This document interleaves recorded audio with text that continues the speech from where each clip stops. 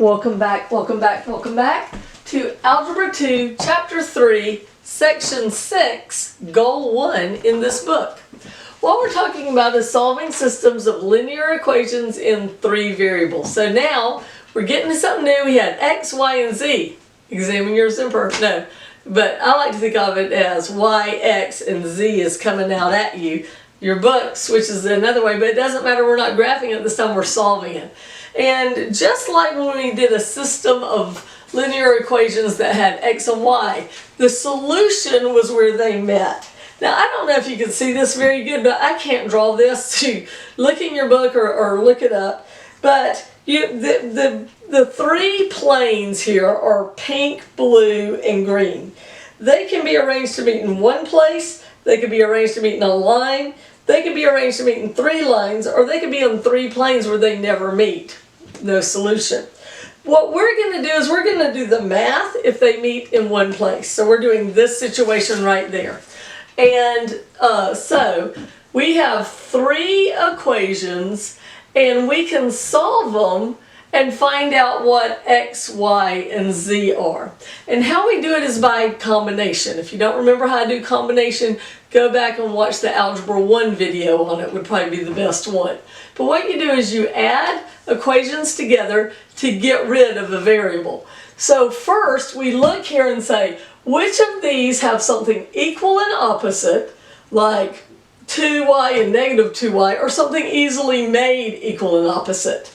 And this negative y, if I multiply this whole equation by 2, it would be negative 2y, and those 2 would cancel out. So that's what I did. I brought down the black equation, equation 1, and equation 2 I multiplied by 2. So 2x times 2 is 4x, negative y times 2 is negative 2y, and 3z times 2 is 6z, and 4 times 2 is 8. Don't forget your bare number. Now, just like in 2nd grade, I draw a plus and a bar, and I add them up. 3x plus 4x is 7x. These 2 cancel out, but I don't write a 0 because I'm trying to get rid of it, not have a 0. And 4z plus 6z is 10z. And I started crossing my z's. I don't usually like to do that, but it looks so much like a 2. I was afraid it'd confuse you. And then 11 plus 8 is 19. This is now new equation 1. Now, this is all one problem. So remember a long time ago in pre-algebra when you tried to do all your math in your head, and I said the day is coming in Algebra 2 where you cannot do it in your head. So you not got to get in the habit of writing down your work. Today is that day. This is the day I was talking about. So all you do the math in your headers, you got to show work. You also have to show work to your teacher so they know you didn't cheat. So, you know, you got to show your work. All right. That was my spiel. Okay, so this is now called new equation 1. So now I need to do it again, but this time I've done these 2 equations. I've got to incorporate my left out equation 3. So I wrote down equation 3, and then I looked at these 2 and said, which one would be the easiest one to make have something that's equal and opposite, and it's still that negative y right there. So if I want to make it where these are equal and opposite, I need to multiply it times positive 3. That'll make this plus 3y. So that's what I did. 3 times 2x is, it's negative 3. Negative 3 times 2x is negative 6x. Negative 3 times negative y is positive 3y. And negative 3 times 3z is negative 9z. And negative 3 times 4 is negative 12. I draw my plus line and I do the math. 5x minus 6x is minus 1x, but we're the cool kids and we don't write the 1. These end up crossing out. 5z minus 9z is 4z, and 1 plus negative 12 is negative 13. This is new equation 2. Woo! Next, we take our new equation 1, and we need to add it to new equation 2, but we have to make something cancel out. Well, I have this negative x, so if I multiply the whole thing times 7, I'll have negative 7x and they'll cancel out. So 7 times negative x is negative 7x. 7 times negative 4z is negative 28z, and 7 times negative 13 is negative 91. You probably are going to need your calculator for that one. Now we draw our plus sign and add them together. These cancel out, and 10z minus 28z is negative 18z. Notice you can have weird numbers. It doesn't mean it's wrong. It did in Algebra 1. It doesn't anymore. I used to teach my kids Abeka math, and the answer was never 666. If it was, you know you did it wrong. But in these books I'm teaching here, it could be 666. Something to think about. All right, back to the problem. 19 plus negative 91 is negative 72.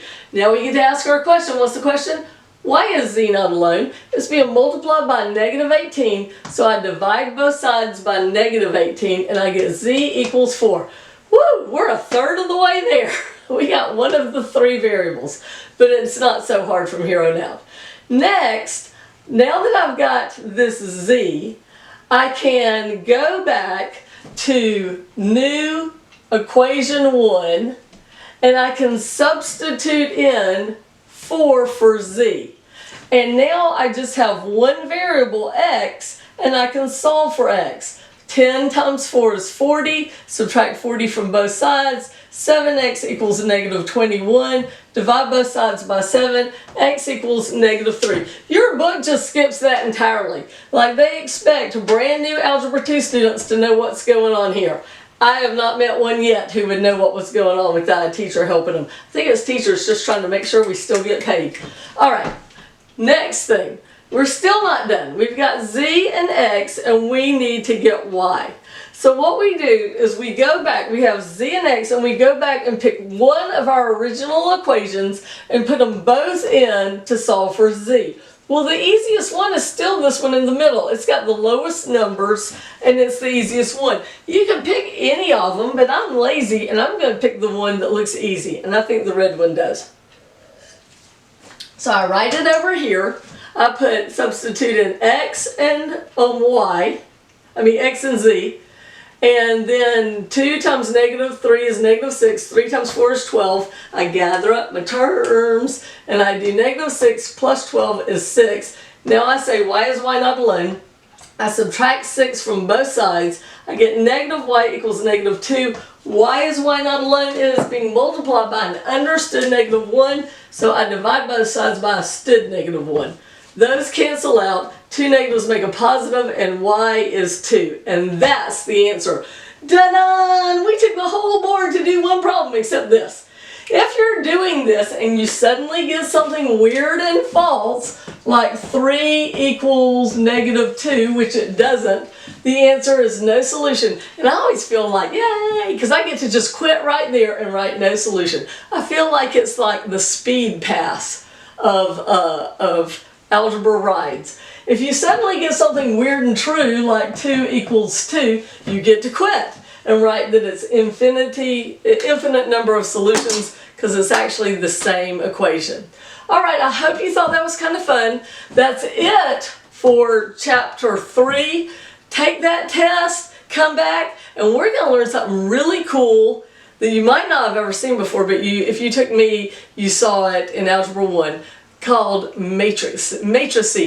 So we're going to learn about the matrix. And it's not like the old movie. Sorry, no dodging bullets, doing back bends. So math is great.